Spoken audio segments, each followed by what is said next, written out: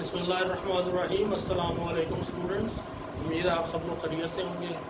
मैं first year के दूसरे चैप्टर का 7वां लेक्चर शुरू करने जा रहा हूँ, जो कि प्लांक्स क्वांटम थ्योरी है। आपको मैंने पिछले लेक्चर्स में थोड़ी सी इंट्रोडक्शन पहले भी दे दी है कि लाइट को या एनर्जी को एक्सप्लेन करने के लिए दुनिया में दो कंसेप्ट जो है वो चलते रहे हैं। जो पुराना कंसेप्ट है उसे हम क्लासिकल मैकेनिक्स कहते हैं। उसके मुताबिक लाइट या एनर्जी इमिट होती है कंटिन्यूसली और ये वेव नेचर्ड होती है। उसके मुकाबले में एक मॉडर्न कंसेप्ट मौजूद है जिसे प्लांक्स ने सबसे पहले शुरू किया था, जिसे कहते हैं क्वांटम मैकेनिक्स। तो क्वांटम मैकेनिक्स के मुताबिक लाइट जो होती है या एनर्जी जो होती है ये इमिट या एब्जॉर्ब होती है in the form of definite packet of energy, और ये जो पैकेट ऑफ एनर्जी है इसे हम क्वांटम कहते हैं। और ये कंटिन्यूअस नहीं होती बल्कि इसमें गैप्स मौजूद होते हैं, डिसकंटिन्यूअस मैनर होता है इनके इमिट या एब्जॉर्ब होने का। अगर हम लाइट की बात कर रहे हो तो क्वांटम को हम फोटोन भी कहते हैं। तो प्लांक्स क्वांटम थ्योरी जो है ये बेसिकली क्वांटम मैकेनिक्स के गिर्द घूमती है। इससे मुराद ये है कि लाइट की डुअल नेचर होती है, कभी ये एज अ वेव बिहेव करती है, कभी ये एज अ पार्टिकल बिहेव करती है, और वो पैकेट ऑफ एनर्जी जो इमिट या एब्जॉर्ब होता है उसे हम फोटोन या क्वांटम कहते हैं। मैक्स प्लांक्स के मुताबिक ये जो फोटोन या क्वांटम की एनर्जी है वो उसकी फ्रीक्वेंसी के डायरेक्टली प्रोपोर्शनल होती है। यानी जितनी फ्रीक्वेंसी ज्यादा होगी उतनी एनर्जी ज्यादा होगी। फ्रीक्वेंसी होती है, आपको पता है, किसी भी पॉइंट से पर यूनिट टाइम या पर सेकंड या पर मिनट जितनी वेव्स गुजरती हैं उस तादाद को हम फ्रीक्वेंसी कहते हैं। तो किसी भी वेव की जितनी फ्रीक्वेंसी ज्यादा होगी उतनी उसकी एनर्जी ज्यादा होगी।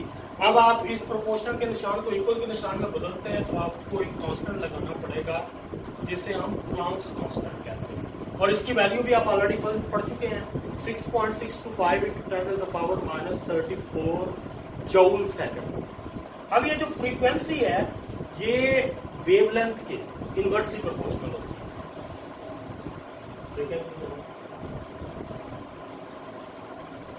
इसका मतलब ये हुआ कि ये फ्रीक्वेंसी और वेवलेंथ एक दूसरे के इनवर्सली प्रोपोर्शनल होते हैं। वेवलेंथ भी आप जानते हैं, दो सक्सेसिव क्रेस्ट या दो सक्सेसिव ट्रफ के दरमियान जो डिस्टेंस होता है उसे हम वेवलेंथ कहते हैं।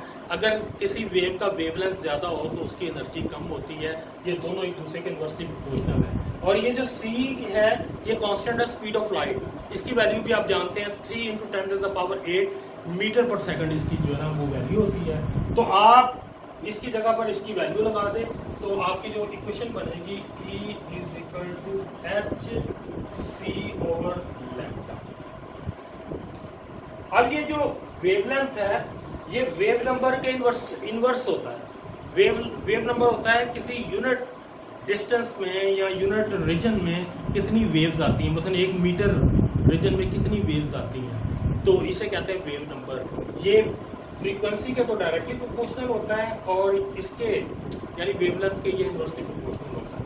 तो वेव नंबर = 1/λ। तो आप लैम्डा की जगह इसकी वैल्यू लगा दें तो आपकी फाइनल इक्वेशन बनेगी E = hc wave number. Wave number के ऊपर हम बार का निशान लगाते हैं, ये ध्यान में रखिएगा। फ्रीक्वेंसी और दोनों को न्यू कहते हैं, न्यू के ऊपर बार लगा देंगे आप तो ये बन जाएगा वेव नंबर। ये आपके सामने फोटोन की एनर्जी की सारी इक्वेशंस आ चुकी हैं जिनमें एनर्जी और फ्रीक्वेंसी का रिलेशनशिप मौजूद है, एनर्जी और वेव लेंथ का रिलेशनशिप मौजूद है, एनर्जी और वेव नंबर का रिलेशनशिप मौजूद है, और इनसे जो आप नतीजा निकालते हैं वो भी मैं आपको बता देता हूँ। इस इक्वेशन के मुताबिक एनर्जी और फ्रीक्वेंसी डायरेक्टली प्रोपोर्शनल होते हैं। अगर फ्रीक्वेंसी ज्यादा होगी तो एनर्जी भी ज्यादा होगी। इस इक्वेशन के मुताबिक एनर्जी और वेवलेंथ इनवर्सली प्रोपोर्शनल होती है। अगर वेवलेंथ ज्यादा होगा तो एनर्जी कम होगी। और ये जो तीसरी इक्वेशन है इसकी मदद से आप एनर्जी और वेव नंबर का रिलेशनशिप फाइंड कर सकते हैं। इसके मुताबिक अगर वेव नंबर ज्यादा होगा तो एनर्जी भी ज्यादा होगी। इससे रेलिवेंट कुछ न्यूमेरिकल्स भी आपकी किताब में दिए हुए हैं, मैं उधर जा रहा हूँ न्यूमेरिकल्स की तरफ।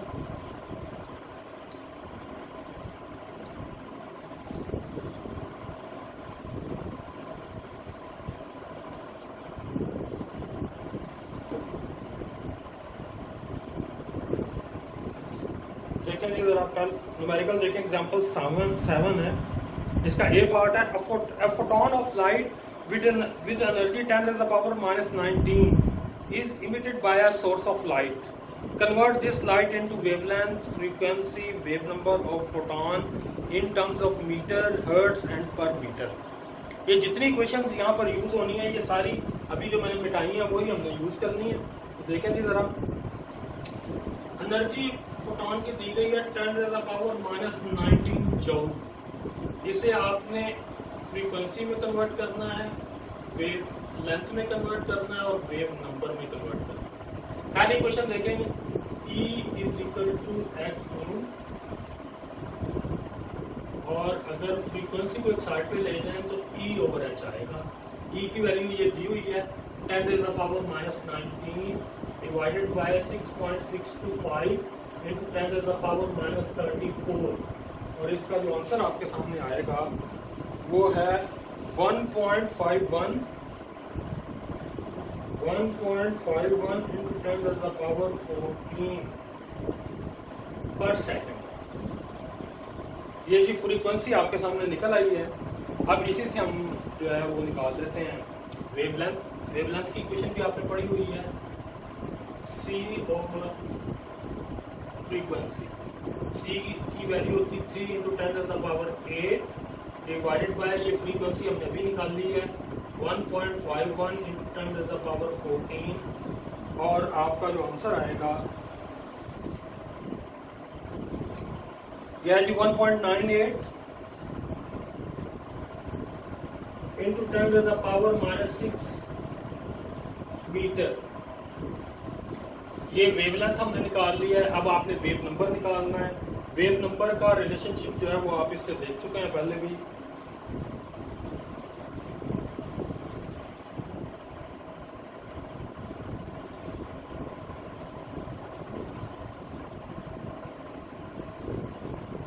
वेव नंबर जो है ये वेवलेंथ का इनवर्स होता है, और वेवलेंथ की वैल्यू आपने ये निकाली है 1 over 1.98 into 10 to the power minus 6, और आपका जो आंसर आएगा वो आएगा 5 into 10 to the power 5 into 10 to the power 5 पर मीटर। ले जी, ये इस न्यूमेरिकल का ए पार्ट जो है वो मैंने कर दिया आपको। इसका बी पार्ट देखें जरा। इसके बी पार्ट में वो कह रहा है convert this energy of photon into ergs and calculate wavelength in centimetre, frequency in hertz and wavelength in per centimetre. तो आपने सिर्फ एक काम करना है, ये जूल में जो एनर्जी दी गई है इससे आप पहले अर्ग्स में बदल लें। बाकी इसके काम करने का तरीका एग्जैक्टली वही है जो आपने पहले किया हुआ है।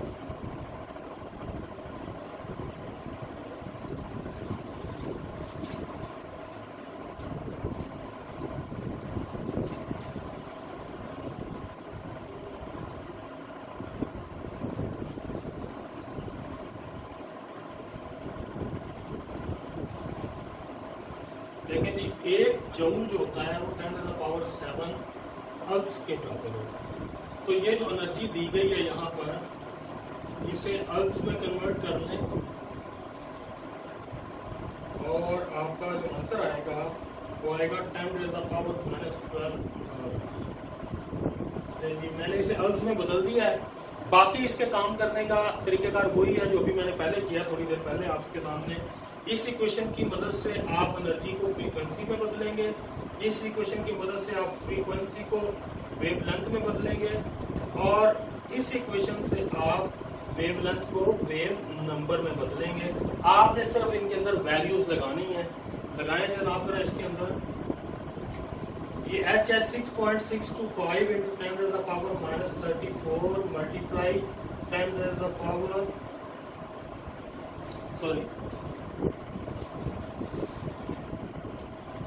इसी क्वेश्चन को आपको थोड़ा सा मॉडिफाई भी करना पड़ेगा। फ्रीक्वेंसी निकालने के लिए h आप दूसरी तरफ ले जाए तो आपकी इक्वेशन बनेगी E ओवर h। तो E हमारे पास ये है, अर्ग्स में 10 to the power minus 12 divided by 6.625 into 10 to the power minus 34, और इसका जो आंसर आ रहा है हमारे पास वो है 0.15 into 10 to the power 5। ये पहली वैल्यू आपकी हो गई है। अब ये जो आपने फ्रीक्वेंसी निकाली है उसे आपने इस इक्वेशन में लगाना है। इसको जरा बदल लें, सी ओवर फ्रीक्वेंसी, सी में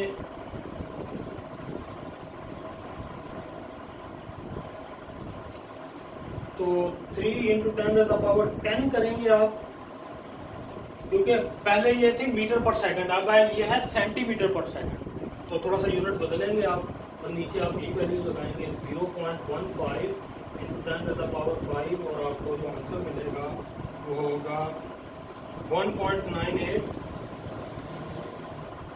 × 10⁻⁻4 सेंटीमीटर। ये सेंटीमीटर में अब आपका आंसर निकलेगा।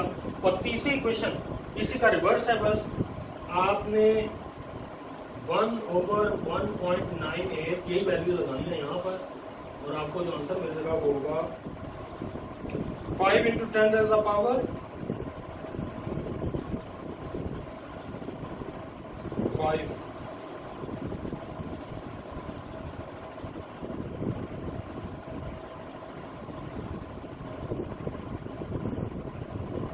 इसको आप सॉल्व कर दीजिएगा। ये आपका न्यूमेरिकल खत्म हो गया है। नेक्स्ट आपका टॉपिक जो है ना वो एक्सरेज के ऊपर आ रहा है, फिर उस पर बात करते हैं।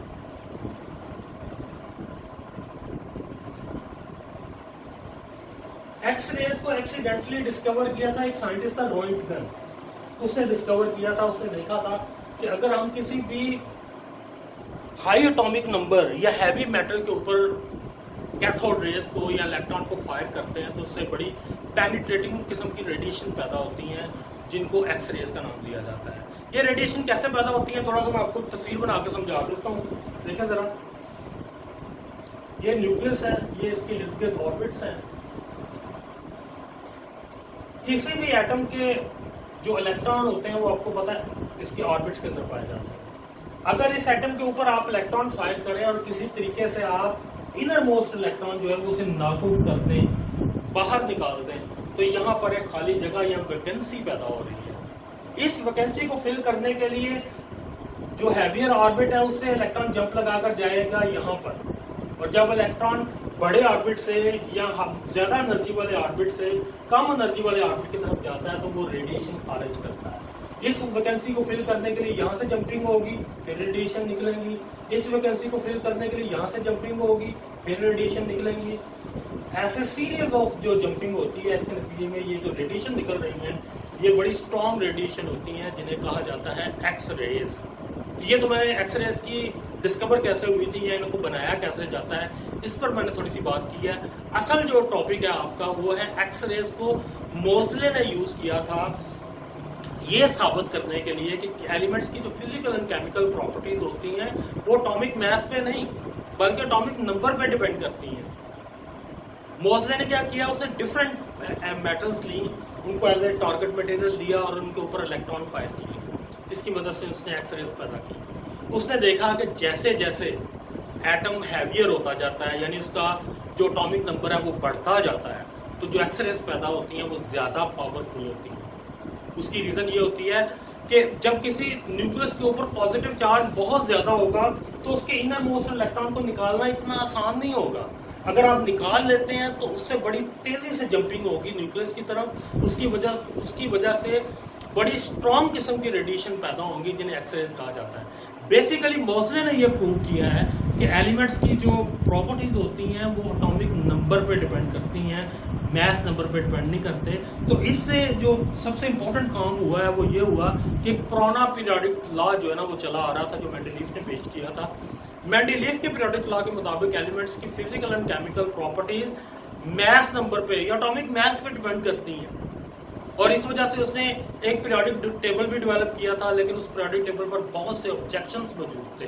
1913 में मोज़ले ने ये एक्सपेरिमेंट करके साबित किया कि एलिमेंट्स की फिजिकल और केमिकल प्रॉपर्टीज एटॉमिक मैस पे नहीं बल्कि एटॉमिक नंबर पे डिपेंड करती है। तो फिर जो पीरियोडिक टेबल था, इसी को मॉडर्न पीरियोडिक लॉ भी कहते हैं। इससे फिर पीरियोडिक टेबल जो है वो एटॉमिक नंबर की बेस पर जो है वो तरतीब दिया गया, और जितने एतराज़ात मेंडेलीव के पीरियोडिक टेबल पर थे वो सारे के सारे आहिस्ता आहिस्ता रिमूव हो गए। और जो इक्वेशन इसने डिराइव की थी मोज़ले ने, वो इक्वेशन ये थी कि जो frequency of emitted X rays है ये डायरेक्टली प्रोपोर्शनल होती है Z के, यानी frequency of emitted X rays का जो अंडर रूट है ये डायरेक्टली प्रोपोर्शनल होता है एटॉमिक नंबर के। इसे जब आप प्रोपोर्शनल के निशान में बदलते हैं तो आपको दो कांस्टेंट लगाने पड़ते हैं, एक ए और एक बी, और ये जो दोनों कांस्टेंट हैं ये स्पेसिफिक होते हैं हर एलिमेंट के, हर मेटल के, जो भी मेटल आप एक्सरे फॉर्मेशन में ले रहे हैं। बहरहाल ये इसका खुलासा है कि frequency of emitted X rays is directly proportional to atomic number. Atomic number आप चेंज करते हैं तो जो एक्सरेज पैदा होती हैं उनकी फ्रीक्वेंसी चेंज हो जाती है। अगर हम एटॉमिक नंबर बढ़ाते हैं तो इमिटेड एक्सरेज की फ्रीक्वेंसी भी बढ़ती है, यानी वो स्ट्रांग होती जाती है। इसी से बना था मॉडर्न पीरियोडिक लॉ। मैं उसकी डेफिनेशन भी बोल देता हूँ आपको। According to modern periodic law, the physical and chemical properties of elements are periodic function of their atomic number, not atomic mass. ये मॉडर्न पीरियोडिक लॉ है, और जो मौजूदा पीरियोडिक टेबल आपकी किताबों में दिया जाता है ये मॉडर्न पीरियोडिक लॉ की बेस पर है, यानी एटॉमिक नंबर की तरतीब से है, ये मैथ नंबर की तरतीब पर नहीं है। तो ये बहुत बड़ी एक डिस्कवरी थी जो मोज़ले ने की थी on the basis of X rays formation. X rays की फ्रीक्वेंसी की बेस पर उसने ये जज करके बताया था कि एलिमेंट्स की प्रॉपर्टीज एटॉमिक नंबर पर डिपेंड करती हैं, मैथ नंबर पर डिपेंड नहीं करती। ये आपका आज का लेक्चर है। नेक्स्ट लेक्चर से हम क्वांटम नंबर्स पर बात करेंगे। Thank you.